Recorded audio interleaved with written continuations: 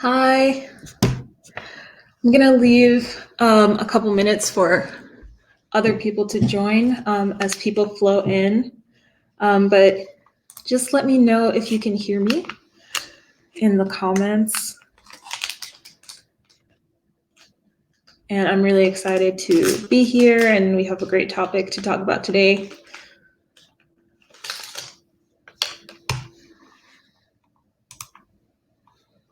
Who's joining us right now?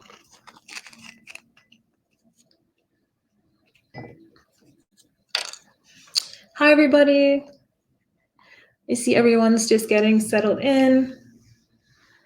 If you want to leave me a comment, just so I know who's on the live.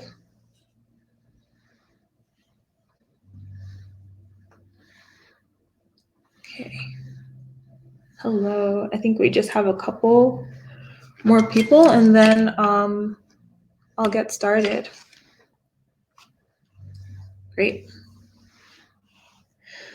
Well, thank you all for joining me. My name is Andrea Afua-Kwamia, and we're all joining this webinar today to talk about mentorship. But first, I kind of wanted to tell you all a story, and it's what I would call a cautionary tale, and it's what I call the cautionary tale of Jane Doe. So I'm going to share my screen, and I'm going to tell you this little story about Jane Doe. And then, thanks, Hanley. Thanks for letting me know. Hi. So this story is a little bit of participation. So I'm going to ask you a few questions, and if you have a thought, feel free to put it in the comments. But here we go. Okay. So this is the story of Jane Doe. So she was a very young woman in her career. She had recently received her master's as an insights analyst and a communication specialist. And she got this offer from a company that she thought was amazing. But this was the package that they offered her. They offered her $60K starting salary, and this was in New York. She was brought on as a consultant. The company was going public in a few months, and they didn't want to take the risk, but they promised her that soon she would be made full-time right after the IPO. So before I go on, I want to ask you guys, what kind of advice would you have given Jane? If she had come to you for advice, what kind of, what would you have said to her? Would you have told her to take the job?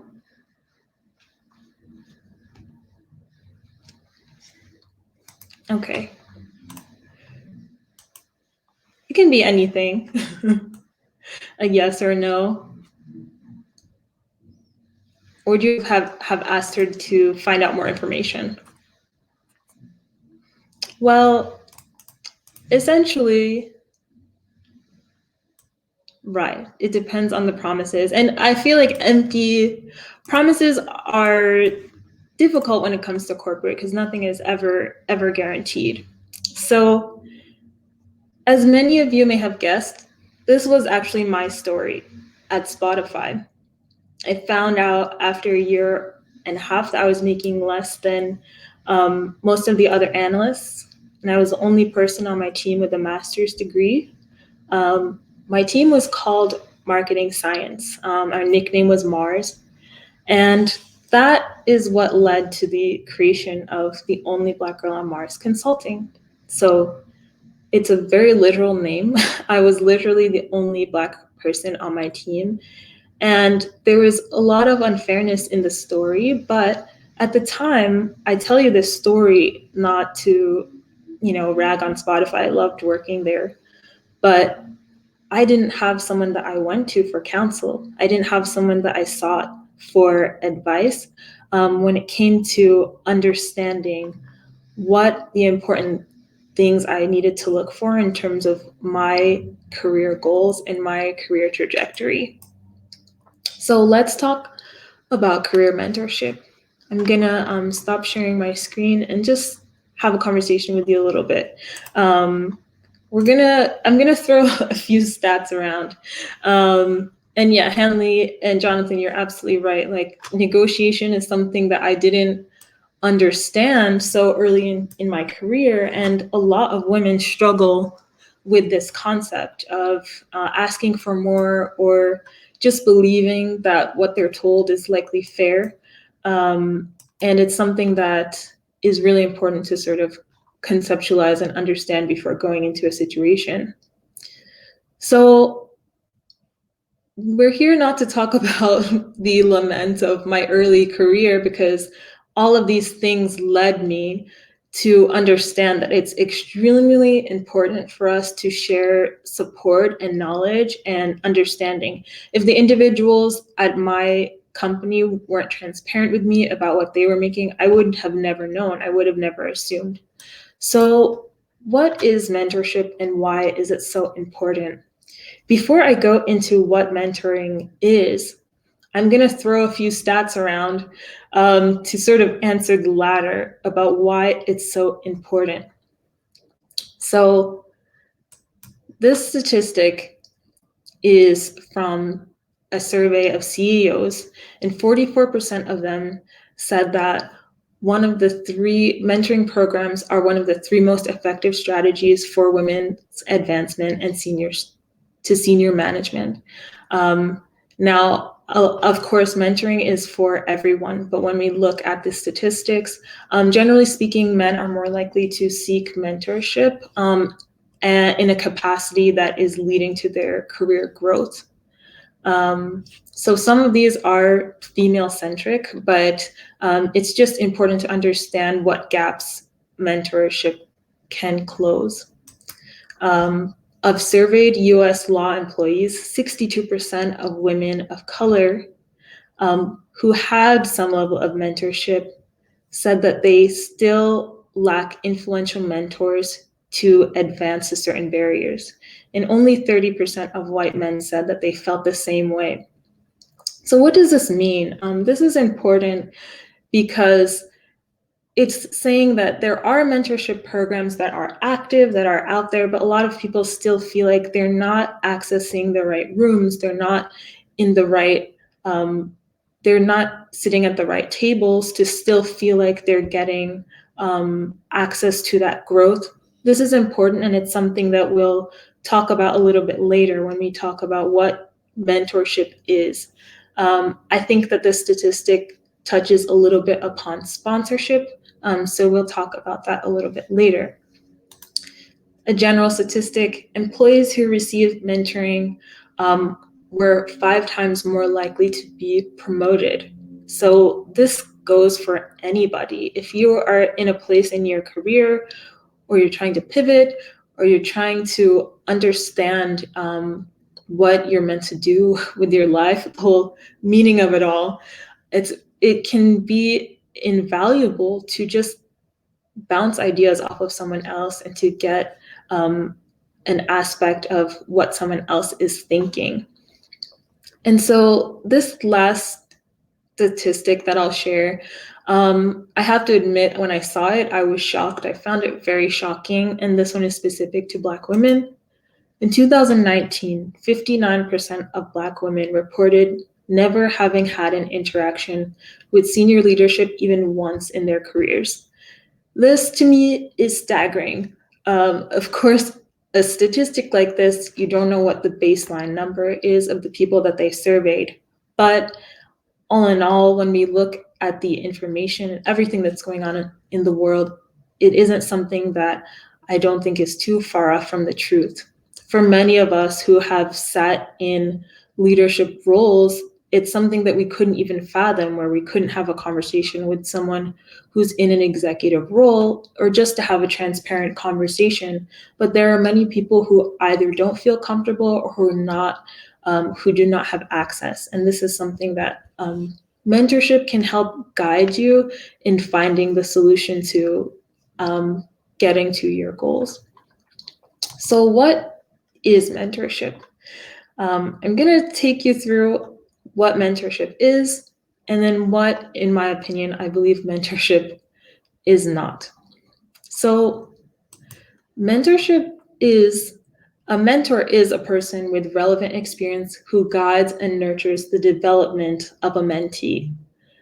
I wrote it this way very specifically for a reason. A mentor is not your boss. A mentor is not someone who's telling you what to do. They're guiding you. They're helping you figure out what you need for yourself in order to make decisions that you know will be best for you. It's about gaining the confidence and understanding that when I make my next decision, I'm confident and I trust that that is what I want to do and that's what will be best for me. And if I make a different decision and the outcome isn't what I want, that we can always readjust and realign. The next thing that mentorship is, it is an optional personal relationship. Again, this is not a boss relationship. This is not someone who's paying your bills. This is someone that you made a conscious decision mutually to meet and to discuss your personal goals. The mentor in this situation is taking time of their own accord so that they can help assist you and they can help you on your journey. And more often than not, it's a situation where the mentor has been in that situation as well as a mentee. So I'm just going to pause really briefly. Have any of you that are watching right now, are you currently mentors or mentees? Just let me know which one you are right now, or if you have had a mentor-mentee relationship in the past, feel free to describe what that experience was from and or what it was like for you. So, yes, both. Yeah, and so there's someone special that's in in the chat right now. I happen to be related to him, and he is a great example of a mentor who continues to mentor underrepresented youth, and that's something that's really great. And I'll talk about a little bit in terms of the benefit of starting early in age, but it should never be something that that holds you back from starting at any point in time. Okay. So mentorship is also an open exchange of knowledge and recommendations. So I've been a mentor for about 10 years. I've been a peer mentor, starting as a peer mentor, and now I'm moving into a role as a traditional mentor now that I'm more seasoned in my career. And I'm going through all of this work that I'm doing with my mentee. I'm currently an HBCU fellowship mentor through Columbia University, a second year in a row. So it's something that I'm very active and passionate about. And I'm having these conversations with her, and I'm in a place building my own business where I'm like, I'm telling her a lot of the things that I feel like I need to hear. And so I realized that I also am in a place where I needed to find a mentor. So I am also similarly a mentor, and now my mentor is actually on this call, who is a very new mentor. And I'll talk a little bit later about how to find a mentor, and I'll talk about the process for how I went about it, and how sometimes it's not expected. And in my case, it wasn't expected, but it felt right. So next we'll talk about what mentoring is not. So I alluded to this a little bit before when we talked about the statistic of, the lawyers getting to different points in their career through mentorship programs. So mentorship is not the same as sponsorship and is not the same as coaching.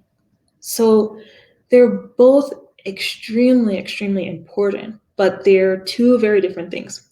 So when we talk about mentorship, like I said, it is it is a nurturing relationship, it's a guided relationship, but it's very different in terms of the level of specificity.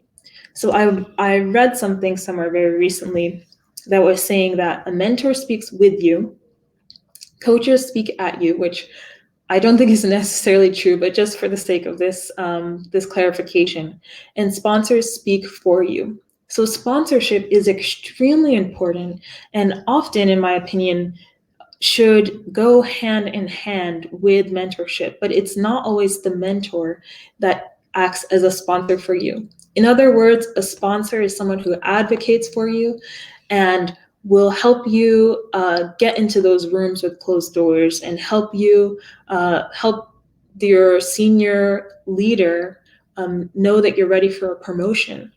What mentoring can do is set you up to feel confident that you have tailored all of the information that you need in order to strive for those goals. And depending on the level of specificity and that you go into with your mentor, these areas, of course, are blurred. The other thing that I alluded to earlier was this point about age and when mentorship starts. In my opinion, mentorship should not be reserved in your mind for students or recent graduates. There are a lot more programs because it's really important for us to try and start encouraging these systems earlier on. But a lot of people have told me, they feel like they're too old for a mentor. But it's not about age, it's about knowledge exchange. And that's something where we need to at times put age aside so that we can know how to get to the next step just by trusting someone's information that they're able to share with us and willing to share with us. And the last thing that mentorship is not, it's not therapy. So with anything, like I said, mentorship is a relationship. So there are gray areas, and there are moments that will teeter into your personal life. But it's about intentionality. So when you go to a therapist, you're there to work through personal traumas and things that you need to overcome within yourself. Mentorship, again, it touches on some of those points. I'll give an example, a personal example. I was recently suffering a loss and I was going through some grief, and I had a call with my mentor. I was trying to understand why I wasn't this crazy efficient machine. I couldn't get all of my work done.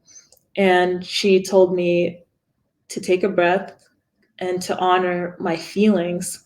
Now, she didn't sit down and ask me, what exactly are you feeling? I didn't lie down and tell her everything that was going on in my mind, but she did help me validate those emotions so that I was able to overcome some of the difficulties at a faster pace and allow me to get back to my work. So I'm such an advocate for therapy, but I don't think it's something to cut corners in, and don't try to fit all of your needs in one place, essentially. So I have a very brief presentation to talk about some of the more technical things, but I want to pause here and come back to you guys and ask you an interesting question. So, in your opinion, how important is it to you that your mentor looks like you? Just let me know in the comments. And then we can take a few minutes to sort of discuss this concept that I keep hearing debates about in certain places. And with anything, there's no right or wrong answer. So how important is it that your mentor looks like you, in your opinion? Poor mentor. Well, not really. Okay. And does anyone else have an opinion? Not all, but I understand that others may feel differently for valid reasons. Okay.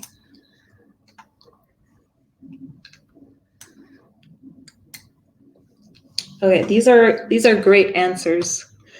And yes, so it wasn't a trick question because there's no right or wrong answer. I was being very honest, but I think you are all hitting on really great points. So when we think about mentorship, okay, this is great. Only somewhat important.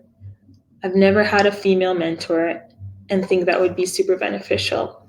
These awesome. I'm so glad that you said this. Okay, so this is a conversation I recently was in a 4-day diversity conference for Black female leaders, and it's a topic that came up.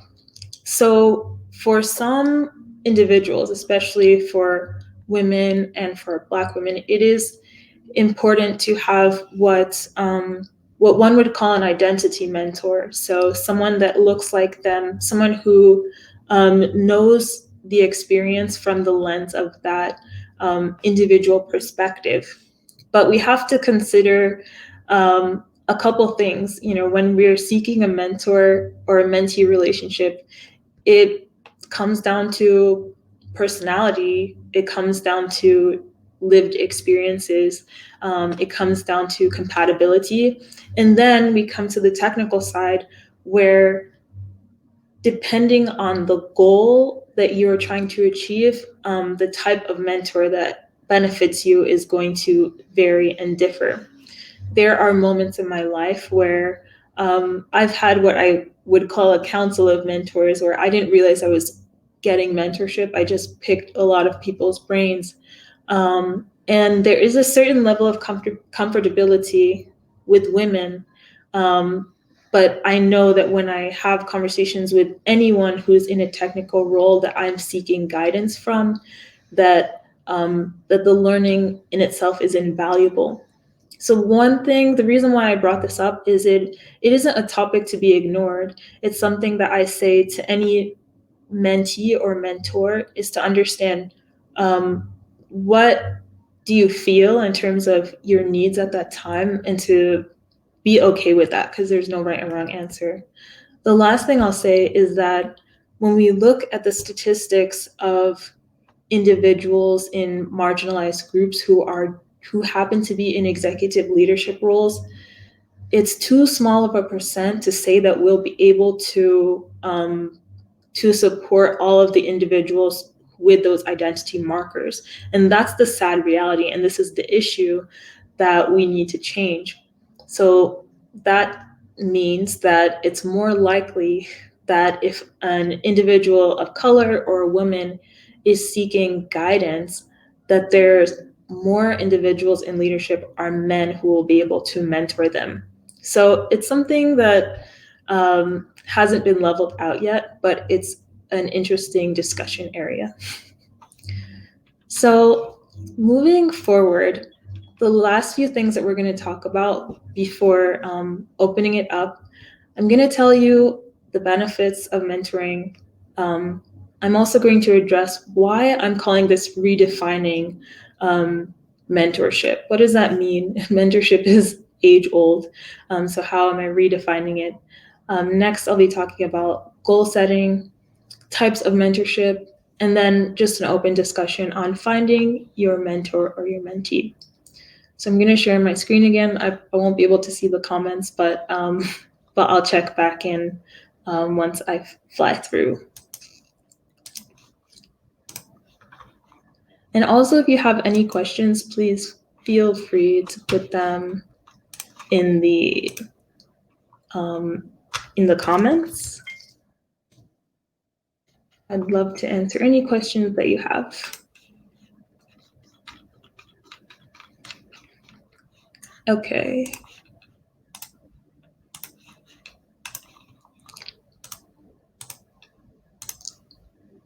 Great.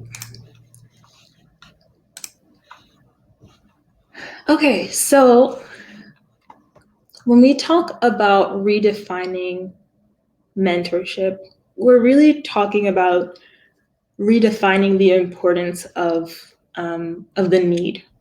There was an article that was recently published that was called Redefining Mentorship in an Era of Crisis. This isn't the first time that societally we've gone through a crisis, but there's something about changes that are going through not only in the generation that's coming up below me, but just societally, where we are seeking this sense of self, and we're seeking, in an ironic way, how to be individualistic while maintaining a sense of community. And that's something that I feel like mentorship can truly help us with. When we talk about companies and the value that we put on companies as it relates to our life, it is really heavy when we think about the hours that we spend at work and how much we are often burning out on behalf of somebody else. And mentorship really allows you to put a mirror up to understand, is this something that in the long term will lead to my goals? And so does that make it worth it? Or is this something where I really have to step back and understand what my values and needs are before I continue forward?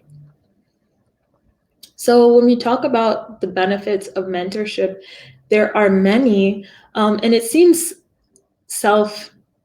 it seems intuitive, but I think it's something for those of us who have experienced mentorship, that really you sit down and you're having what seems to be very general or innocuous conversations at first, and then bells will go off. You have these aha moments. So the first thing that I think is very important is personal development. When I started my own business, I came at it from the aspect of what would I do as a single technical worker. And that made it very hard for me to see the bigger picture. Not everyone is wanting to be entrepreneurial or start their own business, but even in growing in your career, sometimes when you're on your own, you have very tunnel vision about what's next and what to do next. You're thinking project by project. Having a conversation with a mentor allows you to expand that world and open the scope. It's also a healthy separation from team dynamics. And what I mean by this is there are moments where you don't always feel comfortable with your boss, with your manager. You might not even feel comfortable to share an idea that you think is a game changer because you don't want it to get shut down too quickly. So having someone to gut check, to help you develop that, maybe even over the course of time, will allow you to go in sort of having a reflection of what could happen. This third one is extremely important. A lot of people struggle with being able to articulate what are my skills, what things do I actually know. And sometimes this is for the great reason of some people are so skilled at certain things that it's like it's second nature. It's like drinking water to them, so they don't consider it a skill. And when you have someone who's sitting back as your mirror, they can tell you, oh, have you ever considered that you're extremely good at X, Y, and Z?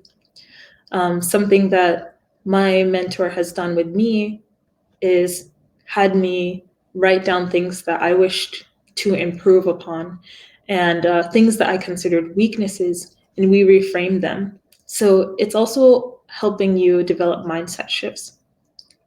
Confidence development, that goes without explanation, and training leadership qualities. This goes on both ends. So as a mentor, you have to feel comfortable leading. You have to feel comfortable with the fact that someone is trusting you to help guide a piece of their future. And in return, as a mentor, you are showing up with the initiative yourself. It's very important that you are guiding the process because this other person is essentially doing you a favor.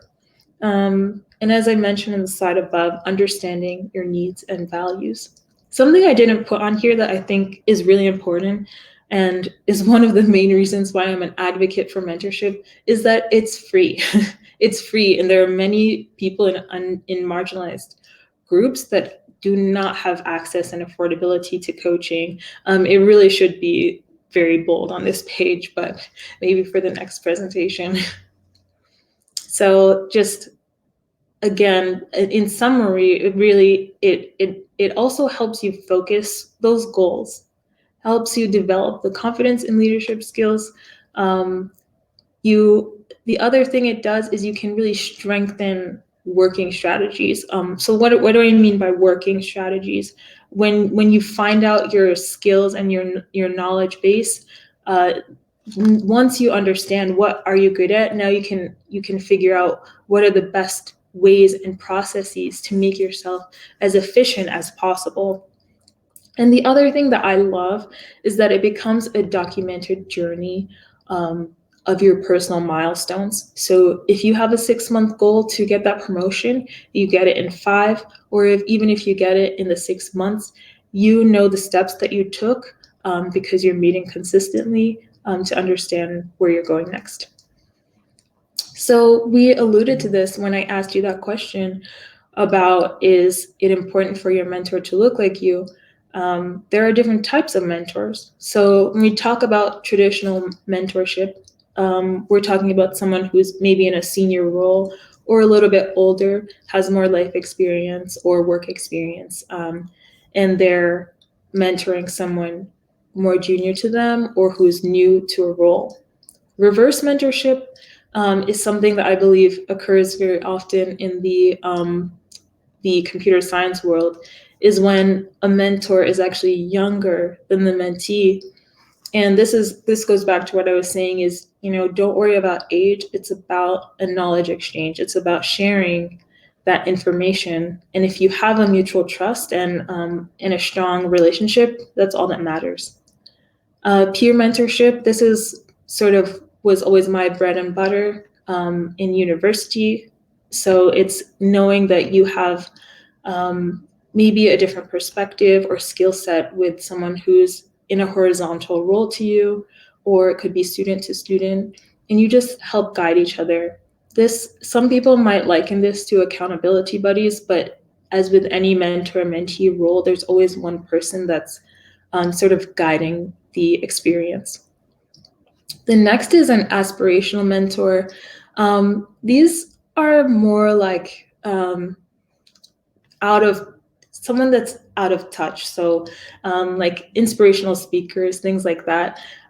It's on this list because technically some people do use these individuals as a style of mentorship, but it's not high touch. It's very separated. Then we have a skills mentor. So these are the individuals who are really helping you hone in on either a new skill or helping you learn the next level. I don't do computer science, but I love using them as an example because they are so technical. So this means, maybe you know how to do UX design, but you want to pivot your career, you want to learn how to do back-end coding, and it's a whole different ballgame. So even though you've been at a coding company for a long time, anyone who's a coder is probably like, what is she talking about? But so if you want to switch into a different role, you might ask someone who works in the department that you're interested in to mentor you and to help guide you with how they got through their career. This sixth one I find very interesting, and it's a coping mentor. I don't know how many of you have experienced burnout in your careers, but it's very real. And sometimes people don't necessarily want to move anywhere, but they want to be able to stabilize themselves. And a coping mentor can help someone be able to maintain in order to get to a neutral place before moving forward if they're having struggles. And then the last one, we talked about an identity mentor, someone that has similarities to you. And this can be in, demographically, maybe I talked about disabilities briefly, and gender or race. So it's something to keep in mind about what's important to you. The one thing that is so sad that we have to consider is that mentorships do come to an end, but it doesn't have to be a sad thing. So mentorships are an organic process. So it can, like I said, they can be as formal or informal as you need them to be. And some people like to set a timeline. I'm a little bit more loose. Like, I love building relationships and friendships. So I am always very understanding if something comes to an end. But the example that I'll give, when I met with my mentee, so I'm in this program with Columbia. They've invited me back. Last year, my mentee was not as involved. It was what I would call like a mentee that you have to chase a little bit. And again, like I said, it's up to the mentee to get how much they want out of it. My mentee this year is very invested. And so we've been having a really great relationship. And it came to the end of 10 weeks. And I said to her, I'm sure I'm enjoying the time as much as you are, but I want to ask you formally and let you know I'm open to it if you want to keep extending, but I'm leaving it up to you. So just have a conversation, so that it doesn't feel like you ghosted them or they ghosted you. And sometimes you just grow out of a situation. You might have achieved all of the goals that you wanted to achieve, with excellence, and you're onto a different path. And you can either maintain your relationship with your mentor or find a new one. My favorite part about mentorships is that once it comes to an end, they often organically turn into friendships. The person that was once guiding you becomes a colleague. And I think that's a beautiful part of this community building relationship. So what I'll say is that, mentorship should really be considered a system of nourishment. So with everything that's going on in the world, we need community more than ever to push against a lot of these systemic barriers that keep us in these same, statistical boxes and nuances. I tell a lot of people, like, dentists need dentists, doctors need doctors, therapists need therapists. We all need some type of tune-up. We all need people who can help us feel like we have some reprieve, that we don't have to have all of the answers for ourselves. And in a community and a culture of high achievers, it's really common for us to feel like we need to have everything figured out. When I had just turned 24, I took a gap year after university, and I felt like a failure. I was like, I can't believe I'm taking a year off to work. I can't believe I'm not in corporate yet. And I look back, and it was one of the most fun times of my life. And I was still young, and I'm still young, but I was just still relaxing and figuring everything out. And every year, there's a new thing that gets put into perspective. So it's often really, really encouraging to have someone else sort of help you with that mindset, with whatever experiences they had. So I'm hopping back in, just checking the comments.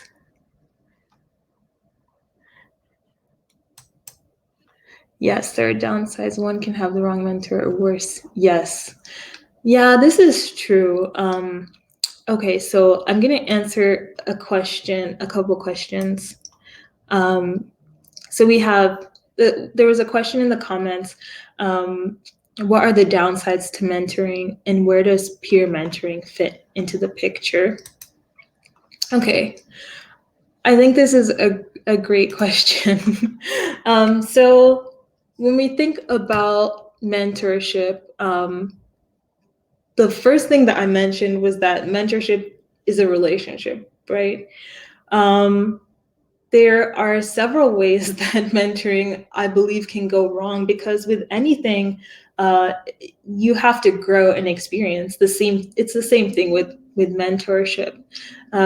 Not every mentor is as invested, and a lot of companies have programs, built-in programs for individuals, and they're often really good.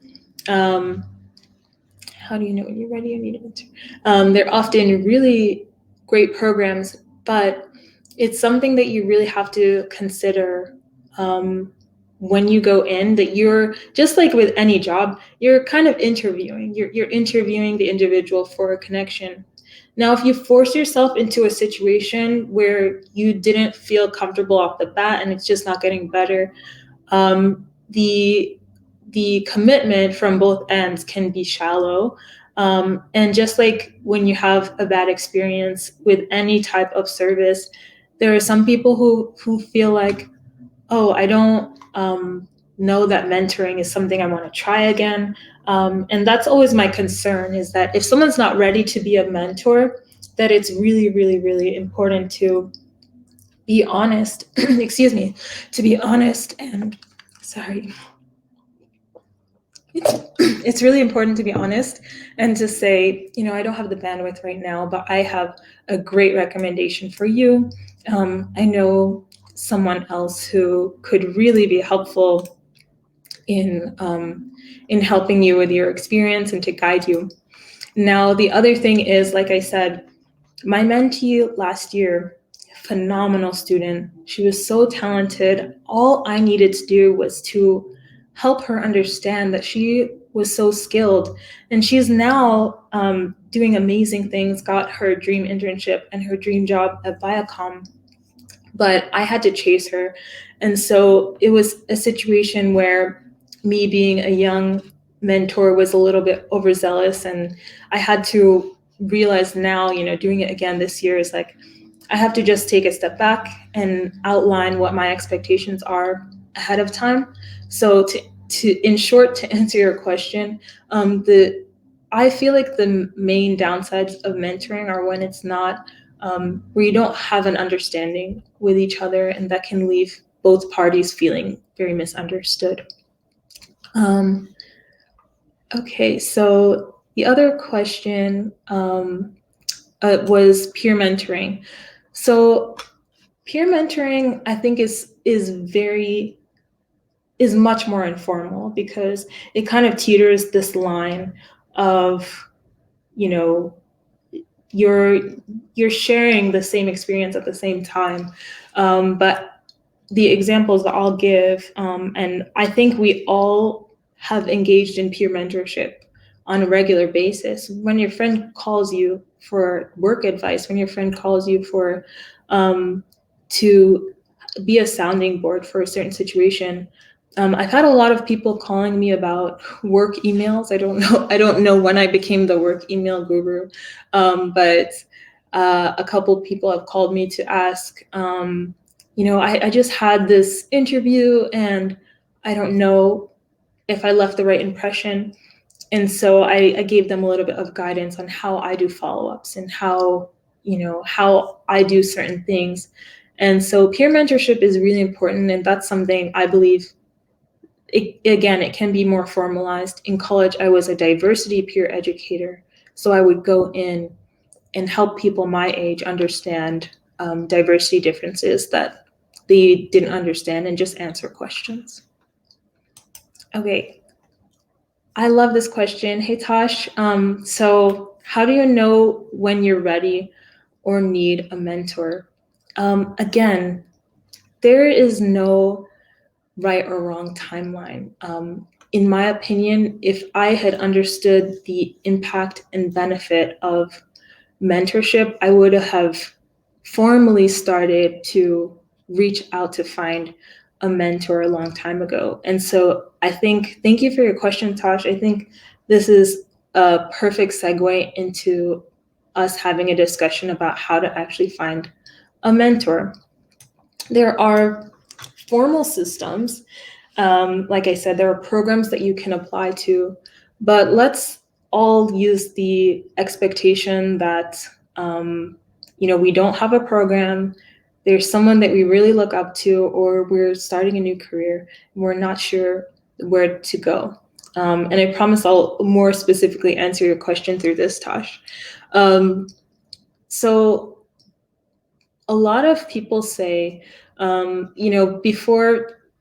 before COVID and everything, one thing that people would recommend is drafting a letter, just inviting someone out to lunch, and having a conversation with them. So this is when you're reaching out for a mentor, sort of in what I would call a cold call capacity. So you can reach out to someone, ask them for a virtual lunch, or if you're vaccinated, you can have an in-person chat with them, and just get to know the person. I cannot emphasize enough, this is a relationship. So you're not going to ask someone for a job. You're trying to find out, is this someone that you would be willing to listen to? And can you have a good rapport? Some people don't need the banter. Some people want a straight shooter. And so if you're meeting someone, that's the type of personality that you're looking for as well. When you meet with them and you're gauging, is this the type of person that I respond to? So it's about effectiveness. It's about response. So yes, and that's a great point, Migdalia. Yes, sometimes mentors find you. I would say that Migdalia, no, Migdalia I found Migdalia through my dad, and that's the second point. So the way I found my mentor, I didn't even know I needed a mentor until I met her. And so this is why I would say she found me, because I've heard about my mentor for years, a highly accomplished individual, and I was always too shy to reach out to her. And I've been working on my ability to put myself out there. And when we spoke, we hit it off so well. And I'm listening to the things that she's saying to me, and I'm thinking like, oh my gosh, she really understands the way I think about X, Y, and Z, or I've never had anyone tell me a perspective like that. Or I've always had the idea, and everyone always gave me, like a question mark look when I said certain things. And I just felt like we clicked. Now, the next step, most people, I'm a little bit like, I didn't want to lose the opportunity. I asked her right away, but we had been talking for about an hour. Most people would say, wait until your next meeting or write an email. It really just depends on, you really have to learn a little bit of an emotional intelligence to understand when it's appropriate to ask. And yes, my mentee has a relationship with my family, so it wasn't completely left field for me to ask her right away. If I didn't know her, I might try to, I would probably write a more formal request and an invitation. So now I'm going to be a little bit more specific, because I think Tasha's question is important for everyone. So how do you know when you're ready? Sometimes you're in a place in your career, you have goals, or you're just unsure. So you can either be very specific, or you just need a little bit of guidance. And if you're even questioning whether or not you need guidance, I would say seek someone as a mentor. The thing about mentorship is, more often than not, people do want to help you. Everyone understands what it was like to start from somewhere, to start from the beginning. And if you have a story, if you go in explaining why it's important for you to get support, to get guidance, people are understanding about that.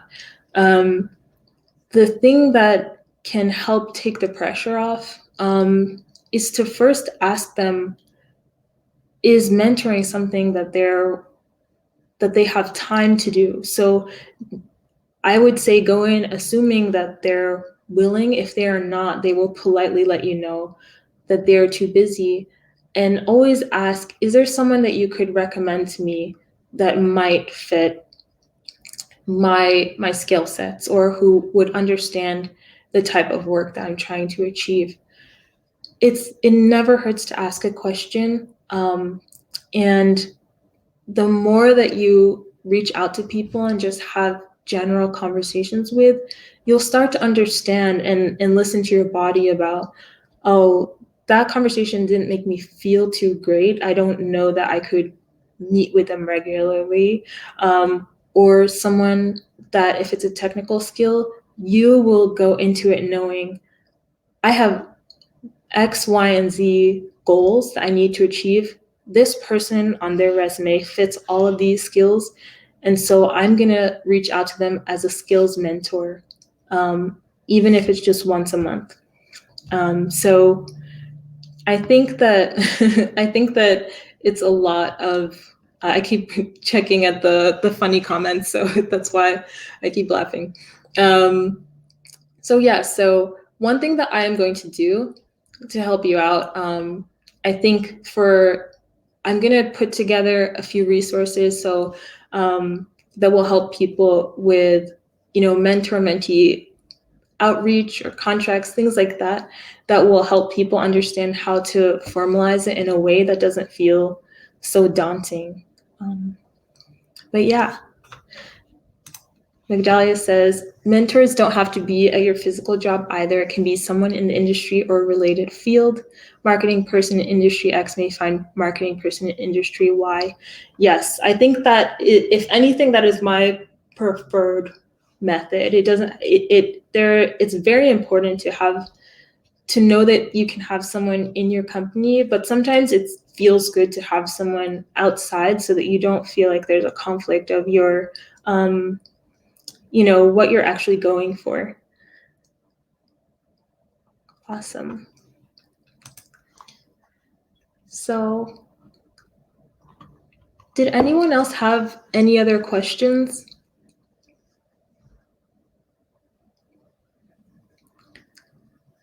So I am so excited and grateful that I was able to do this webinar.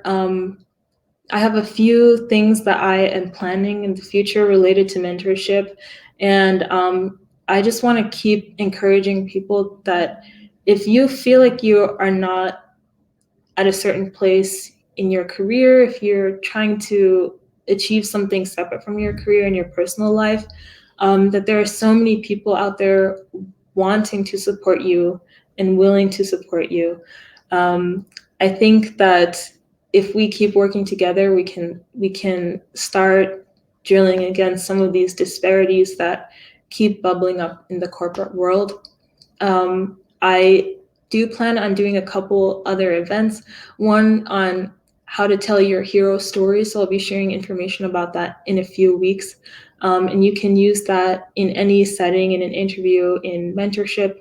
And I also want to talk about working in corporate and in business as an individual with invisible disabilities.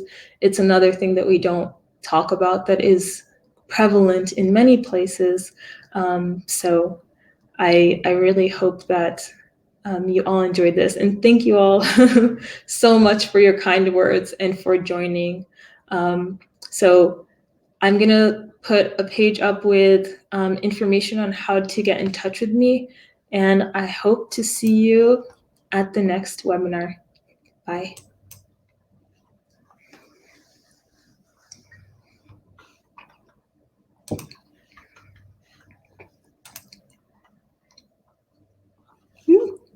Back. All right. See you, everybody.